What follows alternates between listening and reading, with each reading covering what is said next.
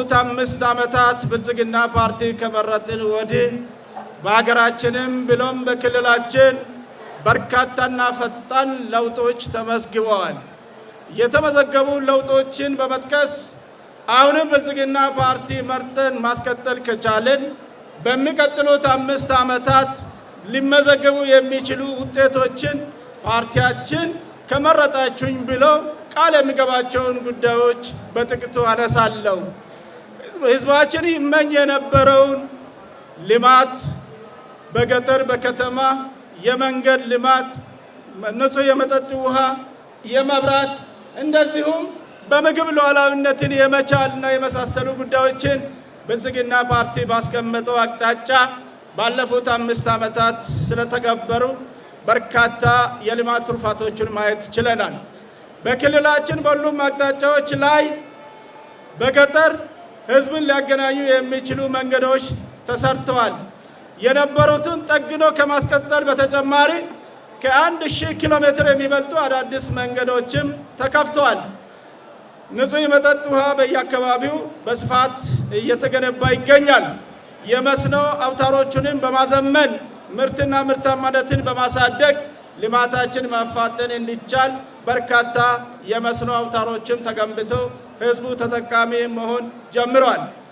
የመብራት አገልግሎትንም እንደዚሁ ተደራሽ ለማድረግ የኤልፓውንም ሆነ የሶላርና የባዮጋዝ ያሉ አማራጮችን አሟጦ በመጠቀም ልማታችንን እያስቀጠልን እንገኛለን።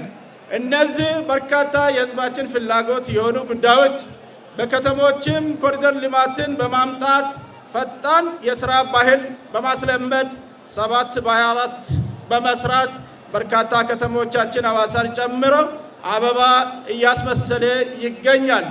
እነዚህ ልማቶች ተጠናክረው እንዲቀጥሉ ብልጽግና መምረጥ ወሳኝ ይሆናል።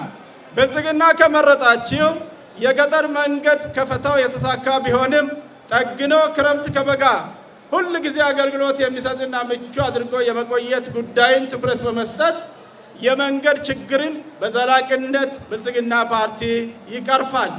የውሃ አገልግሎት ባለፉት 5 ዓመታት በሰራው ስራ ከ38% ወደ 70% ማድረስ የተቻለ ቢሆንም በሚቀጥሉት 5 ዓመታት 100% ህዝባችን ንጹህ የመጠጥ ውሃ የሚያገኝ ይሆናል።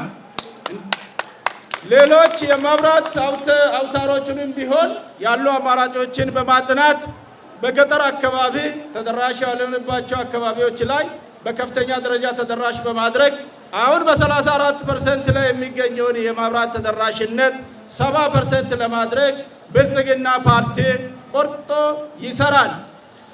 የስራ ባህልን በማስለመድ አጫጭር እቅዶችን በመያዝ ከህዝቡ ጋር በመተባበር ወርዶ ታች በማገልገል አሁን የምናገራቸው ቃላቶችና እቅዶች መሻቶችን ተግባራዊ በማድረግ የሚጨበጥ ውጤት ያስመዘግባል። ይህ ብቻ አይደለም። ብልጽግና ፓርቲ ድህነትን ታሪክ በማድረግ ህዝባችን ይመኘው የነበረውን በምግብ ሉዓላዊነትን በመቻል ትርፍ በማምረትና ኤክስፖርት በማድረግ ጭምር የተሳካ ስራ ይሰራል። በዚህ ረገድ ባለፉት ዓመታት ስንዴን አምርተን ከውጭ የምናስገባውን በመላክ ታሪክ መስራት ጀምረናል። ይሄ የተጀመረው ስራ ተጠናክሮ የሚቀጥል ይሆናል።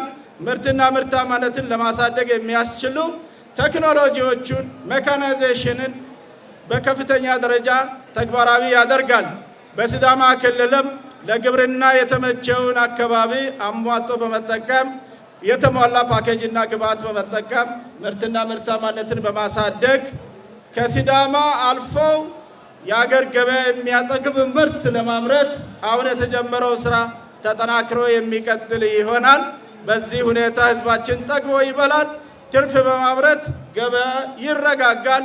ኑሮ ውድነትም አያይዘው ለመቅረፍ በርካታ ስራዎች ይሰራሉ። ይህንን ማሳካት እንዲቻል በክልሉ መንግስት የክልሉን አቅም መሰረት ያደረጉ የልማት አውታሮቹን ለይተዋል። በዚህ መሰረት 8 ኢኒሼቲቮች እና 68 ፓኬጆች በየሲዳማ አካባቢ ያለው መሰረታዊ አግሮኢኮሎጂ ታሳቢ በማድረግ ተቀርጸዋል። በናሙናነትም ባለፉት 2 ዓመታት ተተግብረው ውጤት ታይቶባቸዋል። ይህንን በመቶ ቀን እቅድ ይዘን አሁን እየተረባረብን እንገኛለን። በዚሁ መቀጠል ከቻለን በእርግጠኝነት ሲዳማን ከድህነት በማላቀቅ የተሻለ የሚመረጥ አካባቢ ማድረግ እንችላለን። ብልጽግና ይህንን ያሳካል። የህዝቦች አቅም በመገንባት ምርታማና ተወዳዳሪ ለማድረግ በትምህርት፣ በጤና፣ በስልጠና ላይ ከፍተኛ ትኩረት ይሰጣል። በዚሁ መሰረት የትምህርት ተቋማት ይስፋፋሉ፣ የጤና አገልግሎቶች ተደራሽ ይሆናሉ። ተደራሽ መሆን ብቻ ሳይሆን ጥራታቸው የጠበቁ እንዲሆኑ ተደርጎ ይሰራሉ። በዚህም በርካታ ወጣቶች እጃቸውን አፍታተው ለላቀ ተልዕኮ ተነሳስተው መንግስት በሚያቀርብላቸው በጀትና እንደዚሁም ስራ ዕድል ተጠቃሚ ይሆናሉ። ከዚህ በተጨማሪ አገልግሎት አሰጣጣችንን አርኪ በማድረግ የተጀመረውን በቴክኖሎጂ የማስደገፍ ቀልጣፋና ፈጣን አገልግሎት የመስጠት የመሶብና የመሳሰሉ አገልግሎት አሳላጭ ተቋማትን ተደራሽ በማድረግ በሚቀጥሉት 5 ዓመታት ሲዳማ ክልል በአገልግሎትም ግንባር ቀደምና ምሳሌ የሆነ አካባቢ ለማድረግ ብልጽግና ፓርቲ ቆርጦ ይሰራል። ብልጽግናን መምረጥ የራስ ዕድልን ብሩህ ማድረግ ስለሆነ ብልጽግና ምረጡ እላለሁ። የኢትዮጵያ መንግስት በአሁኑ ጊዜ እያደረገ ያለውን ምርጫ ፍጹም ሰላማዊ፣ ፍጹም ዲሞክራሲያዊ፣ ፍትሃዊና ህዝቦች በነፃነት ወጥተው የፈለጉትን ፓርቲ መርጠው የሚመለሱበት የመረጡት ፓርቲ ድምፁ ተቆጥሮ አሸናፊ ከሆነ ለመረጡትና አብላጫ ሰው ለመረጠው ፓርቲ ለመገዛት ሂደቱንም በማየት አሸናፊውን ቅቡልነት በማስፋት ሰላማዊና ዲሞክራሲያዊ ምርጫን ለማከናወን ቁርጠኛ አቋም አለው። ስለዚህ የኛ አባላትና ደጋፊዎች ይህንን የመንግስታችንን አቋም በመደገፍ ሂደቱ ፍጹም ሰላማዊ እንዲሆን ዜጎች በነፃነት የፈለጉትን የሚመርጡበት ነፃነት እንዲያገኙ ግን ሁላችንም በነቂስ ወጥተን በምርጫው እንድንሳተፍ የበኩላችንን ድርሻ እንድንወጣ እንደ ሲዳማ ብሔራዊ ክልላዊ መንግስት አደራ እላለሁ። ስለወጣችሁ ስለመጣችሁ ከጎናችን ስለቆማችሁ እጅግ አድርጌ አመሰግናለሁ። ከዚህ በላይ ልናገለግላችሁ የሲዳማ ክልል መንግስት የሐዋሳ ከተማ አመራር ዝግጁ መሆኑን ደግሜ አረጋግጣለሁ። ብልጽግና ያሸንፋል።